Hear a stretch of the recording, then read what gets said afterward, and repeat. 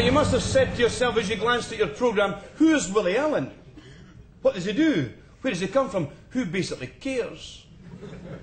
Well, I am principal teacher of PE at Buckhaven High School, outside Methil, in the Kingdom of Fife. If you don't know Methil, it's a bit like Beirut with rain. And at my job interview, Mr. George Grant, the headmaster, said, well, Mr. Allen, said, how many O-levels do you have? I said, 127. He said, don't be ridiculous. I said, you started it.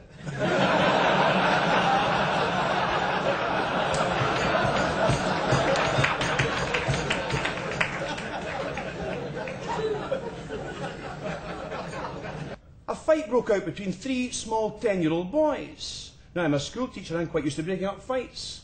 But I was intrigued as to what the three small boys were fighting about, so I stopped and I asked them. And the first small boy said, Mister, we're fighting about whose dad's the fastest. I'm saying my dad's the fastest. He plays in goal for a local junior football team. Kicks the ball at his 18-yard box, runs after it 70 metres around the pitch, and shoots in the opposition goal before the ball bounces. That's fast. Second small boy, that's nothing, he says. My dad's a tennis player. He can serve a tennis ball at 145 miles an hour. Jump the net, return his own serve. That's fast. The third and final small boy, that's nothing, he says. My dad works for Aberdeen Council. On a Friday, he clocks out at 4 and he's home at 2.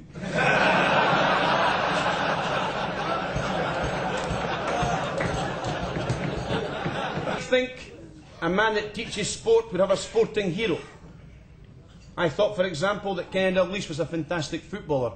I thought that Sandy Lyle used to hit the golf ball as it should be hit. I thought that Irvin was a fantastic rugby player. They're not my heroes. My hero is my Uncle Bert. But unfortunately, my Uncle Bert is not the brightest of men, the old room temperature IQ. That was verified.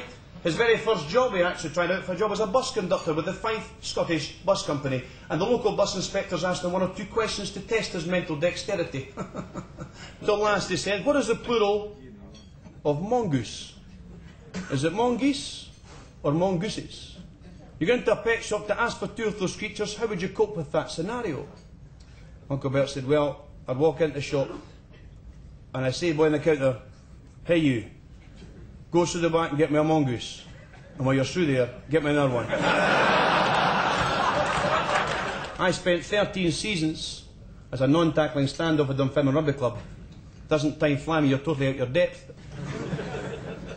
Looking back in my career, though, I was once compared to that legendary Welsh standoff, Barry John.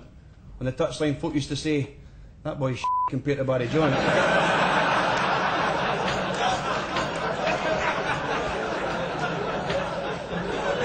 I give her a speech tonight, Granny.